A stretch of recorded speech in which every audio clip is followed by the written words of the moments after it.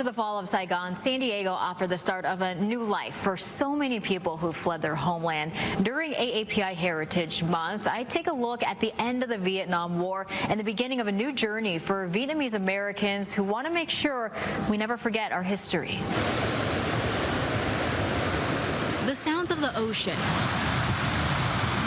a calming presence for Dr. Pha Le. As we sit here today with this beautiful backdrop, I get to surf here with my sons on the warmer months, and I can't be more grateful. It's a place he finds peace. It's just you, the surf, the board, and the water. The waters that decades ago instead brought uncertainty for the Vietnamese people. The same ocean on the other side of the Pacific claimed anywhere from 200 to 500,000 lives of people who risked everything in the search for freedom. April 30th, 1975, the end of the Vietnam War. Pha's father, a commander in the South Vietnamese Navy, had to evacuate with his crew to the ocean.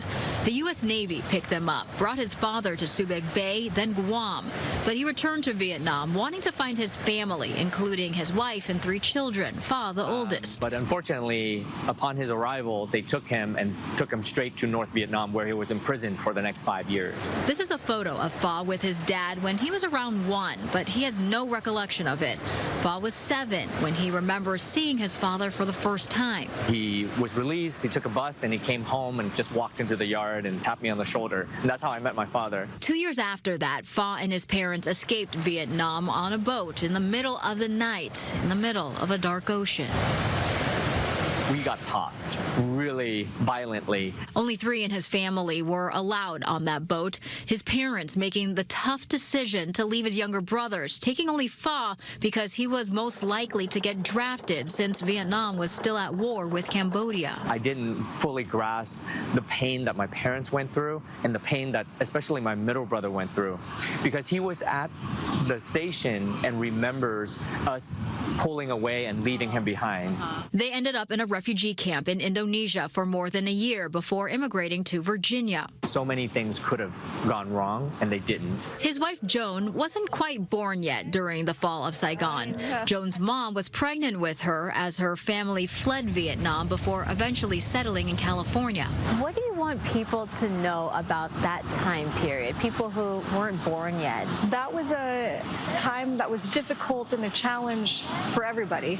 At that time, from the South Vietnamese families, it was a loss of their country, loss of freedom. For the U.S. military, we were very grateful of the largest humanitarian operation in U.S. history at that time. They're now both doctors, giving back to the country who took them in. Joan, I've been running this clinic for 12 years. Giving her time to help children with amputations. Pha and his brothers now all reunited here in the U.S. Besides surfing with his sons, Pha volunteers with veterans. He also chaired the recent event on the USS Midway Museum commemorating Operation Frequent Wind, the largest helicopter evacuation in history. The city of San Diego recently honored the 50th anniversary of the fall of Saigon during a proclamation presentation where Pha participated. The couple now raising their 2 kids, their eldest at the Naval Academy. We're all just the products of our history, but what we do with the opportunities that we've been gifted by the men and women who fight for it every day is something that we're really grateful for.